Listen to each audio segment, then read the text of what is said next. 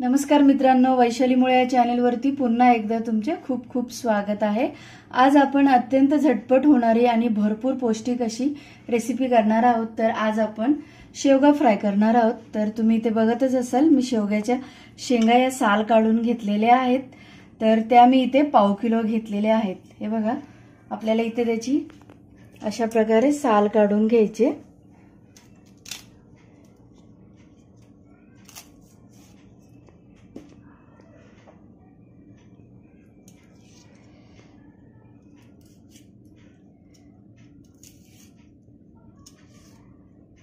या शेवगाच्या शेंगांमध्ये भरपूर प्रमाणात कॅल्शियम, ड जीवनसत्व भरपूर भेटतं।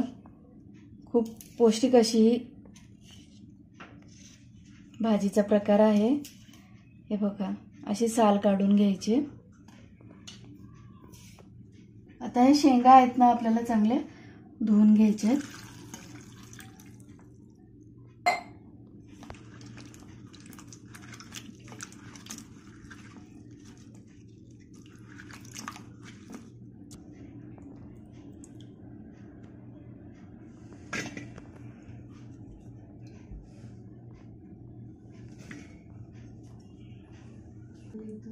आता आपल्याला इथे शिजण्यासाठी शेंगांमध्ये पाणी घालायचे।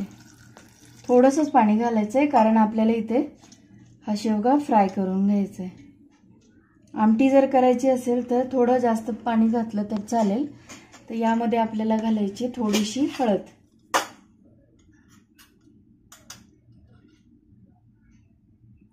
आणि थोडंसं इथे आपल्याला मीठ घालायचं। आणि या शेंगा आपल्याला इथे 10 मिनिट शिजवून द्यायच्यात, जास्त पण शिजवायच्या नाहीयेत। 10 मिनिट झालेले आहेत आणि आपल्या शेंगा मस्त अशा शिजलेल्या आहेत, जास्त पण नाही शिजवायच्या।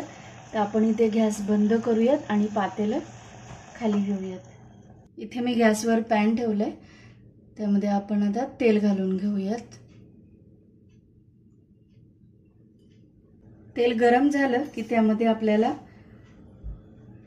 जिरे घालायचे, पाव चमचा मोहरी घालायची, थोडीशी हळद घालायची। आपण शेवगा शिजवताना हळद घातली होती। 2 ते 3 कढीपत्त्याची पानं घालूयात तोडून। पाव चमचा धना पावडर घालूयात आणि यामध्येच आपल्याला अद्रक, लसूण आणि कोथिंबीरीची पेस्ट घालायची।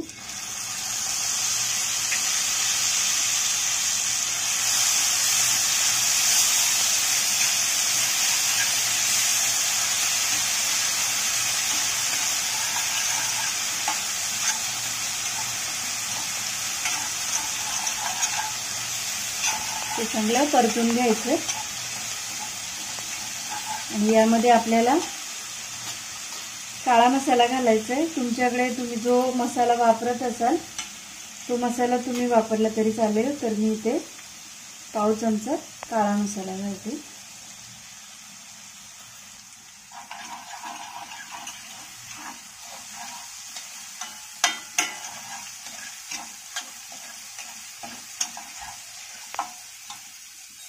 आता यामध्येच आपल्याला दाण्याचा कूट घालायचा आहे। तर मी इथे 2 चमचे दाण्याचा कूट घालते।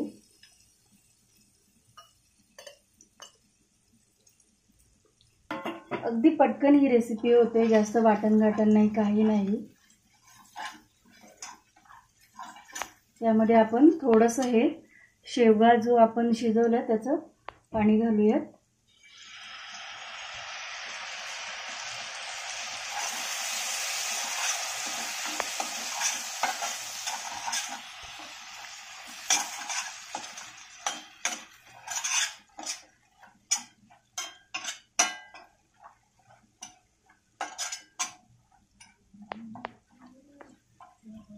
आता हे 1-2 मिनिटं परतून झाल्याच्या नंतर आपल्याला या आपल्या शिजवलेल्या शेंगा घालायच्या।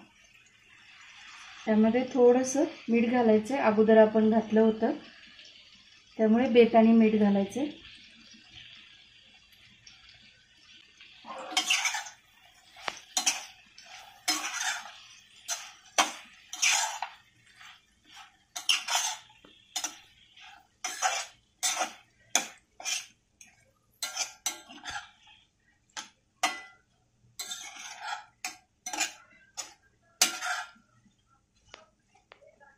हे बघा तयार झाला आहे आपला शेवगा फ्राय। आता आपण हा एका प्लेटमध्ये काढून घेऊया। तयार झालेला आहे झटपट असा आपला शेवगा फ्राय। हा शेवगा फ्राय तुम्ही स्टार्टर म्हणून देखील खाऊ शकता किंवा पोळीसोबत देखील खाऊ शकता। खूपच छान लागतो, नक्की ट्राय करा। ही माझी आजची रेसिपी तुम्हाला कशी वाटली ते मला नक्की कमेंट करून सांगा। लाईक करा, शेअर करा आणि सबस्क्राइब करायला विसरू नका। व्हिडिओ बघितल्याबद्दल धन्यवाद।